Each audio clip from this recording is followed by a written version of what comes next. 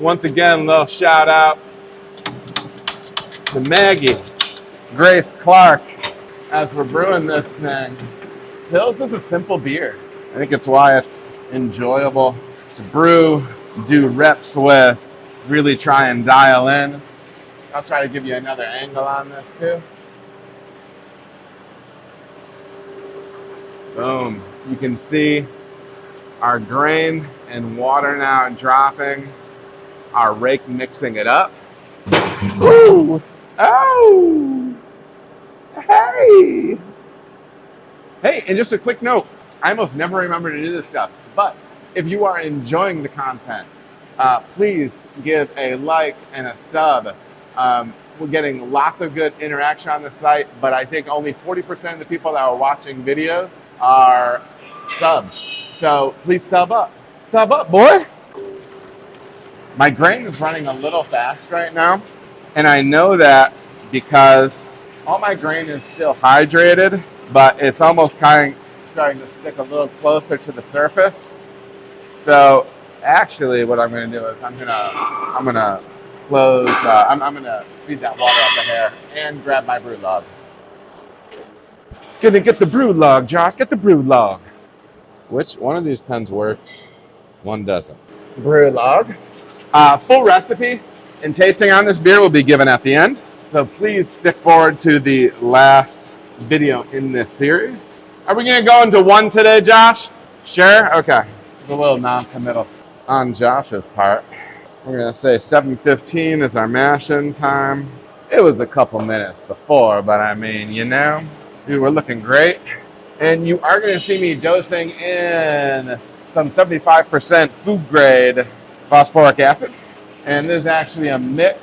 You can actually see the stratification. Gypsum on the bottom, calcium chloride on top. There's no rhyme or reason that people don't think that by layering them up specifically in the container that I'm doing anything special there. But we are adding our salt and acid in order to hit the pH that we want in the mash and in order to get the appropriate calcium, chloride, and gypsum levels in this beer. Can you see me smell? I'm smelling Barca Pils. Barca Pils is my favorite German malt. Typically with a lot of our beers, I go with a whole bunch of calcium chloride, or more calcium chloride, I should say, than gypsum.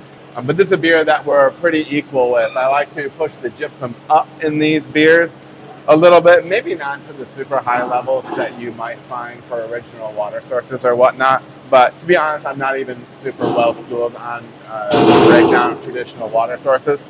But I will say this.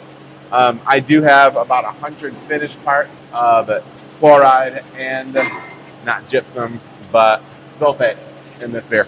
It will have a little bit more of a mineral character. That gypsum does help to crisp up the impression of the beer. And as I've said before in other videos, I think sometimes when you feature a little bit more gypsum, I don't think that it makes bitterness more bitter. I think it brings it into focus. So if you were to put the old Binocs and binoculars up to your eyes and that little center thing to adjust focus, it doesn't mean that there's more bitterness. It might just bring it into focus a little bit more. At least that's my take on it. I'm moving here, baby. Do you need the water, Josh? My man, water's on. We're running a little hot, and I'll actually show you. You might be able to see that the grain is starting to stack up a little bit in there. It's a little bit more apparent. To me, that's a little thicker than I need it to be.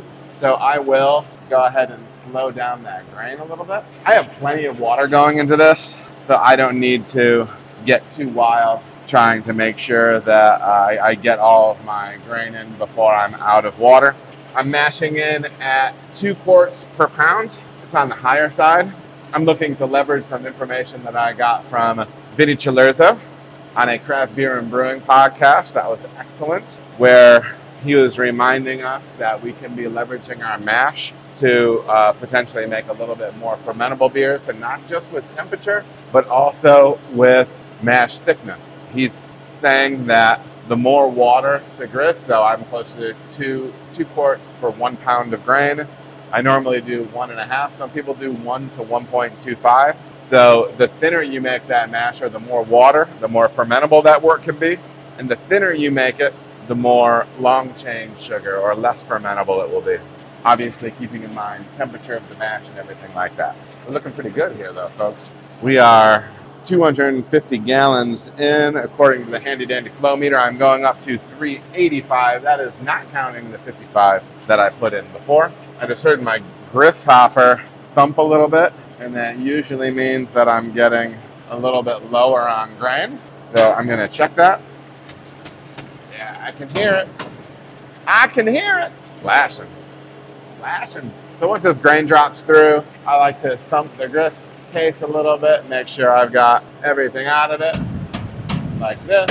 And then I'll shake that little flexible line, make sure I'm dropping all my grain through, shut my little slide. And now I'm just chasing water in. Because I have all of my salt and acid in, I'm stirring, mixing. I'm gonna maintain an eye on my total water volume here, and then it's gonna be a wrap. I'll kind of show you where we're at. Boom, baby. I've got some more water to run through there, and then after that, whoa, I got some more water to run in there, and then after that, we're gonna do a rest. We're gonna start recirculating. In the meantime, we've got, where is he? Big Josh Halpert getting distro ready. He's gonna be running Sani on the fermenter and on the heat X for us today. We're using a new pitch of a harvest from Imperial Yeast. Shout out Imperial. And we'll catch up with you in just a second.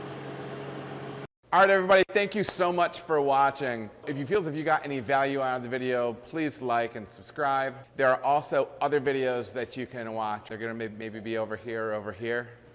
Appreciate you watching.